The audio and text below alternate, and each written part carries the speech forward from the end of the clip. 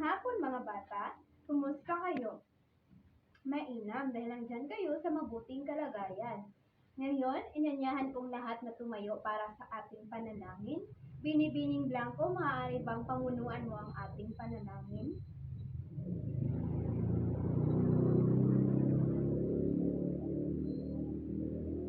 Maraming salamat.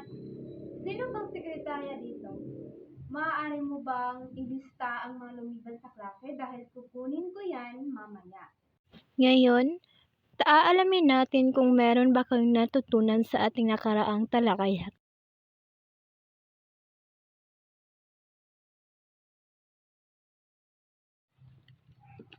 Ngayon mga bata ay maglalaro tayo. Ang larong ito ay ang tinatawag nating Piling Cabbage, kung saan magpapatugtog kami ng musika. At kung sino man ang mahihintuan ng musika ang siyang sasagot sa katanungan. Meron akong inihanda ditong hugis na kagaya ng repolyo na babalatan ninyo dahil meron itong mga kaakibat na mga katanungan. Ngayon mga bata, handa na ba kayong maglaro? Kung handa na, sisimulan na natin ang ating laro. Ipapasa-pasa nyo ito ang bilog na ito. Ready for burn up warning, somewhere splinter. Big up bad gal in a real life nothing. When the things that come like a sprinter, hotter than lava and Ngayon, binibining guhiting, ano ang nabuong salita? Maraming salamat. Ngayon, ipagpatuloy natin ang ating paglalaro. it's I'm even in winter. Telling me how you a bad body tipping when you sit down on it, yeah, me in a that like me say. Ngayon, Binibining Deguplo, ikaw ang maswerteng nahintuan ng ating musika. Ano ang mga nabuong salita? Maraming salamat. Bigyan na natin ng 3 bagsak si Binibining Daguplo. Ngayon, ipagpatuloy natin ang ating paglalaro. Me telling me how you a bad body fucking when you black it, yeah, me in a that you so mad girl when you body. Ngayon, Binibining Blanco, ikaw ang huling nahintuan ng ating musika. Ngayon, ano ba ang katanungan at ano ang inyong sagot? Maraming salamat. Bigyan natin ng 3 bagsak si Binibining Blanco. Ngayon, dadako tayo sa ating pangalawang gawain kung saan mag-aanalisa kayo ng mga larawan. So, ito ay pangkatang gawain. Hahatiin ko kayo sa 4 na pangkat. Dito ang unang pangkat, pangalawang pangkat, 3 pangkat, at pang-4 na pangkat. Ang gagawin ninyo ay susuriin ninyo ang ibinigay kong mga larawan kung saan ito, anong programa ito na pabilang. Sa 5 programa ito ng pamahalaan, ang programang pang-edukasyon, programang pangkapayapaan, programang pangkalusugan, programang pang-ekonomiya at programang pang-infrastruktura. Ngayon ay dadako tayo sa ating pangkatang gawain kung saan magsasadula kayo at hahatiin ko kayo ng 5 pangkat. So dito ang unang pangkat, pangalawang pangkat, 3 pangkat at pang-4 na pangkat. Hahatiin kayo sa 5 pangkat at bawat pangkat ay magsasadula tungkol sa kalagahan ng 5 programang ipinapatupad ng pamahalaan. Next bit. Para sa unang pangkat, ang inyong isasadula ay ang programang pang-edukasyon. Sa pangalawang pangkat ay ang programang pangkapayapaan. Sa pangatlong pangkat ay ang programang pangkalusugan.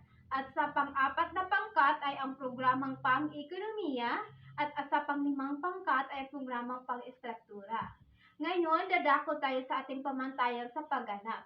Ang nilalaman ay 20%. Orihinalidad, 15%. Panghusayan, 15% at may kabuuang 50%. Ngayon, maaari na kayong pumunta sa inyong mga sariling grupo, pangkat. Bibigyan ko lamang kayo ng 5 segundo para sa paggagawa ng inyong pagsasadula. Ngayon ay tapos na ang ating oras.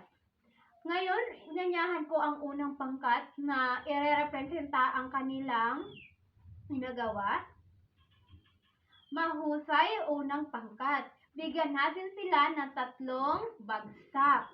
Ngayon ay dadako tayo sa pangalawang pangkat. Mahusay pangalawang pangkat. Napakaganda ng inyong inirepresenta. Ngayon, bibigyan din natin sila ng 3 bagsak. Para sa pangatlo, pangkat, mahusay. Bigyan din natin sila ng 3 bagsak. Para sa pang-apat na pangkat, mahusay, magaling. Bigyan din natin ng 4 na pangkat at 3 bagsak. Ngayon ay dadako tayo sa ating panghuling pangkat, ang pang-5 pangkat. Mahusay pang-5 pangkat. Ngayon, bibigyan din natin sila ng 3 bagsak dahil napakahusay ng kanilang ipinapakita. Ngayon, sa inyong pagsasadula, ano kaya ang ating tatalakayin ngayon? Ano kaya ang ating tatalakayin? Binibining, Promise, Joy, Guhiting, ano kaya ang ating tatalakayin? Mainam. Ang ating tatalakayin ay ang serbisyo ng pamahalaan batay sa pambansang budget ng Pilipinas. Pero bago yan, aalamin muna natin ang ating mga layunin. Ang ating unang layunin ay nakasusuri kung anong serbisyo o programang ipinapatupad ng bansa na ipapakita ang kahalagahan ng mga programang ipinapatupad ng bansa. Ang pangatlo ay nakalilikha ng sining sa pagpapahalaga ng serbisyo. Ang tatalakayin natin ang unang serbisyo ng pamahalaan kung saan ang pang-edukasyon. So, meron dito ang una ay Education for All. So, ano ba itong Education for All or EFA program?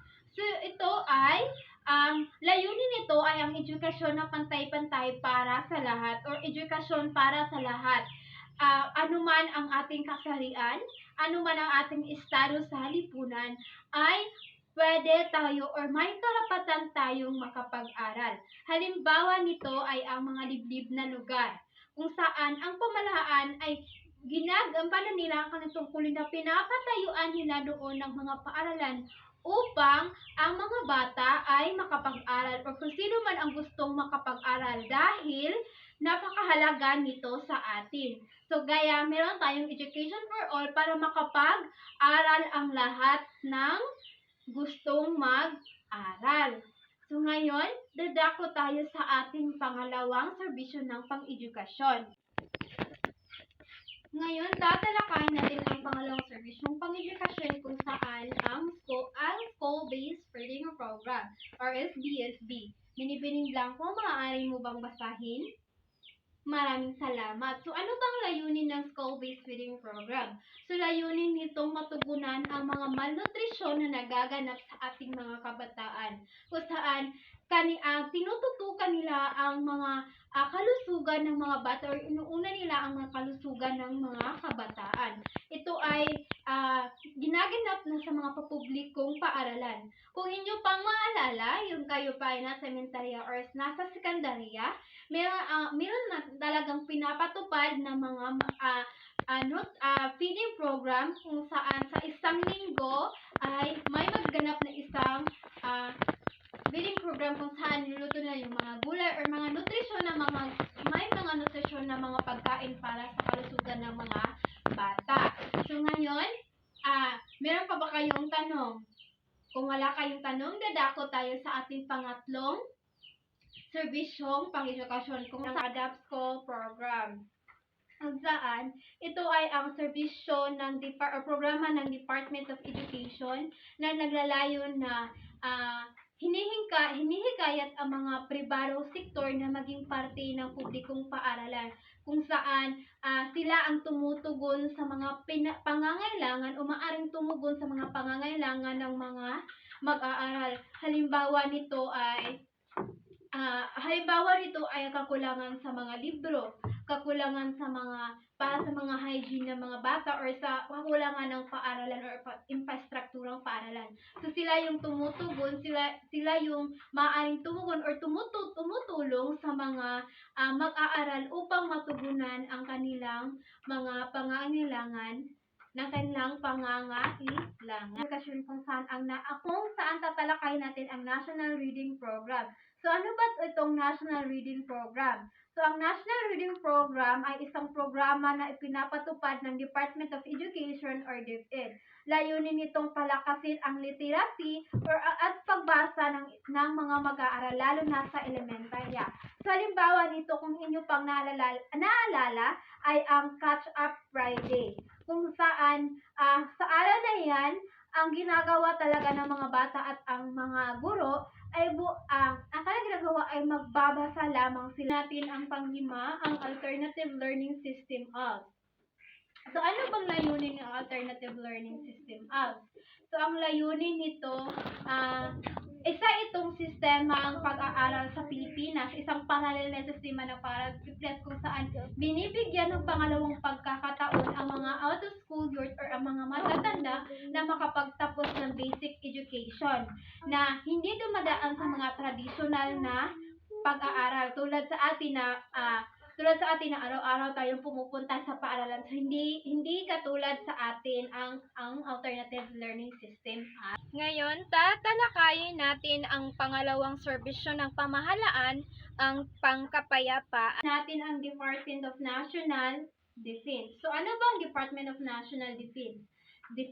So, ito ay nangangalaga rin sa atin laban sa pangloob at panglabas na mga nagaganap sa ating bansa. So sila din ang pangunahing nagpapatupad ng mga batas at ang Department of National Defense din ay isa rin sila sa mga tumutugon sa mga disaster na nagaganap sa ating bansa. Katulad na lang na parang bagyo. So ngayon, tatalakayin natin ang Armed Forces of the Philippines. So ano ba ang Armed Forces of the Philippines? Ito ay ang tagapagtanggol ng bansa. So tungkulin nitong pangalagaan ang ating bansa laban sa mga mananakop, laban sa mga kaaway. So ang Armed Forces of the Philippines, itong mga na inaatasan na pangalagaan tayo na hindi tayo masasakop pa ng ibang bansa. Naintindihan ba ninyo? Formasyon ng pangkapayapaan ang Local Government Unit or LGU. So ano ba itong Local Government LGU? Ang pangunahing unit ng pamahalaan sa lokal na antas ng Pilipinas, ang responsableng pinapamanatili ang kahusayan at ang katahimikan ng lokal na pamahalaan. Katulad na lamang ng mga mababang antas ng pamahalaan tulad ng barangay o mga bayan. So, ayon sa code ng LGU 1991 and RA or Republic Act of 7160, so sila yung merong otoridad na magserbisyo sa mga lokal na pamahalaan. So, halimbawa nito ay ang LGU ng Moncayo. So, ang Moncayo ay isang municipality na meron ding may mga kakibat ding lokal na pamahalaan lokal na mga barangay kung saan ang LGU ng Moncayo ang siyang nagfa-facilitate ng mga barangay kung ano ang serbisyo na ibibigay nila upang sa mga tao rito. Tatalakayin natin ang pang-apat na programang ipinapatupad ng pamahalaan, ang Philippine National Police or PNP. So, ang Philippine National Police ay ang pambansang puwersa ng pulisya sa Pilipinas, na saan sila yung na tumutugon sa mga, or sila yung namamahala sa ating batas upang sa ganun mapanatili ang kahusayan at ang katahimikan ng ating bansa. Ang PNP din ay nakikipag-ugnayan sa mga lokal na or local government unit. So sila din yung dumadakip ng mga criminals. Ang mga PNP din ang yung inaatasan sa mga lumalabag sa batas ng mga criminals, yung mga hindi sumusunod sa mga trapiko. Tatalakayin natin ang programang pangkalusugan. Una ay Universal Health Care Program. So sa Pilipinas ay isang makasaysayang batas sa Republic Act 11223 na nilagdaan noong Hunyo 19. Ay layunin nitong ang abot kayang kalusugan para sa lahat, or serbisyong pangkalusugan para sa lahat ng mga Pilipino, anuman ang katayuan mo sa buhay o batay sa iyong prinsipyo. So ibig sabihin ang halimbawa nito ay ang PhilHealth. So 'di ba kung tayo ay pupunta sa hospital tapos tayo may mga malaking bayarin, so pumupunta tayo sa PhilHealth kung saan wala na tayong babayaran. Pangalawang programang pangkalusugan ang Philippines Acceleration Action Plan for Tuberculosis. So layunin nitong mabawasan ang kaso ng tuberculosis or TB sa ating bansa. Maabot ang TB elimination or tuberculosis elimination ng WHO or World Health Organization, dahil ang tuberculosis ay isang nakakahawang disease. So, paari itong mapasa-pasa sa iba. Ngayon, tatalakayin natin ang pangatlong programa ng pangkalusugan ng Adolescent Health and Development Program, HDP. So, ang layunin nito ay magbigyan ng suporta sa kalusugan ang mga kabataang may edad na 10 or 19, so or mga adolescents na mga kabataan, kung saan pinoprotektahan nila ang mga kalusugan ng mga kabataan dito upang sa ganun na lumaki sila ng mga malusog.